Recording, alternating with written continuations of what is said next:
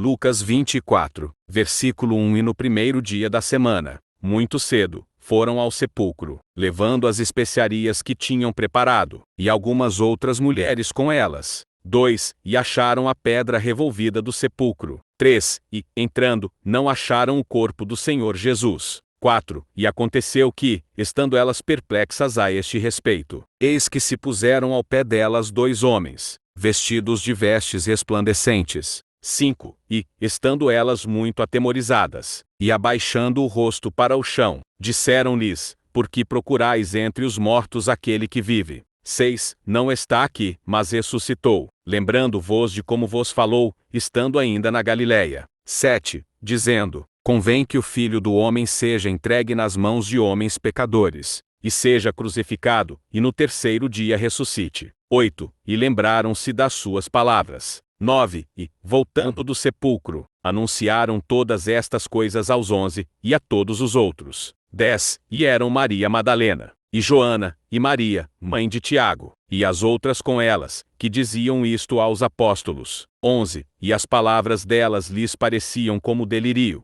e não as craram. 12. Mas Pedro, levantando-se, correu ao sepulcro e, abaixando-se, viu os lençóis postos ali, mas só, e foi-se, admirando entre si o que havia acontecido. 13. E eis que 2 deles iam no mesmo dia para um lugar chamado Emaús, que distava de Jerusalém 60 estádios. 14. E iam falando entre si de tudo o que havia acontecido. 15. E aconteceu que, enquanto eles falavam e conferenciavam entre si, o mesmo Jesus se aproximou, e ia com eles. 16. Mas os olhos deles estavam como que fechados para que não o conhecessem. 17. E disse-lhes: Que palavras são estas que, caminhando, trocai entre vós? E pararam tristes. 18. E, respondendo um deles, que se chamava Cleopas, disse-lhe: Porventura, só tu estranho serias em Jerusalém, que não sabias as coisas que nela se têm passado nestes dias. 19. E ele lhes disse: